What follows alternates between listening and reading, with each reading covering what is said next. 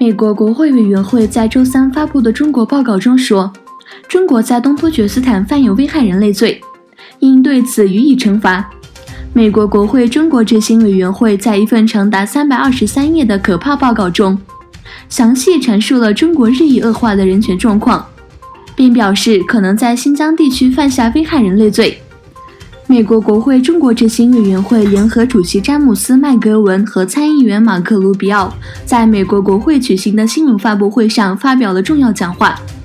去年，中国当局扩大了维吾尔地区法外群众集中营的制度，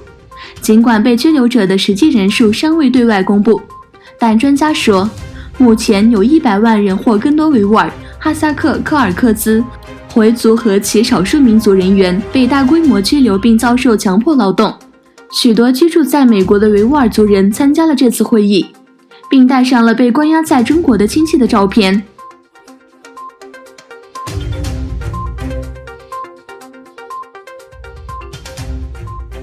阿里木里和穆萨汗因越境进入哈萨克斯坦而受到审判。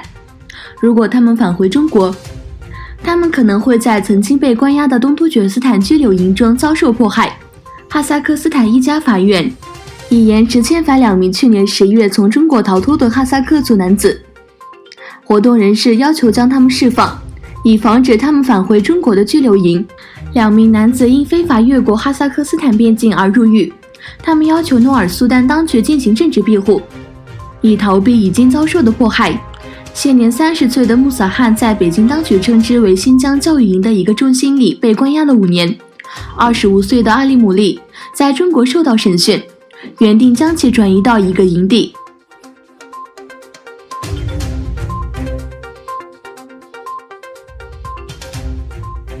中国教育部官方网站1月7日刊登有关文件显示，中国正在对全国各类学校的教材进行整顿，名为《全国教材建设规划和4个教材管理办法》的文件，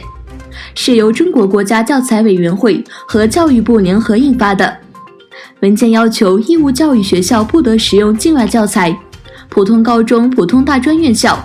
职业院校全用境外教材，需按照有关政策执行。文件提出，中国学校教育应以马克思主义为指导，把牢政治方向，始终贯穿习近平的教材建设重要论述。学校教育要为学生打好中国底色，厚植红色基因。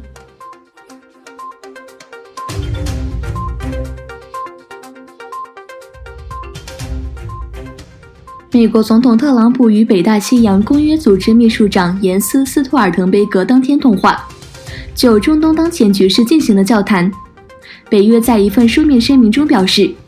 特朗普总统与北约秘书长斯托尔滕贝格进行了交谈，2位领导人讨论了当前的中东局势。特朗普强调了北约在预防冲突和维护中东和平方面发挥越来越大的作用的价值。特朗普在稍早的讲话中也表示，他计划要求北约更多的参与中东进程。当地时间8日凌晨，在伊拉克的美军阿萨德等军事基地遭到伊朗发射的数十枚导弹的袭击。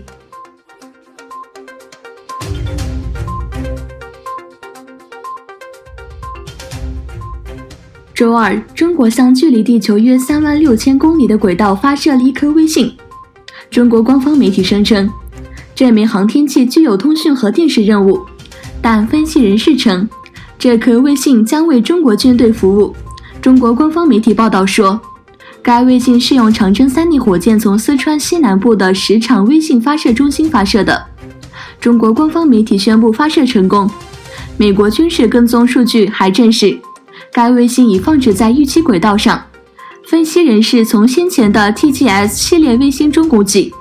TGS-5 可能会执行军事任务，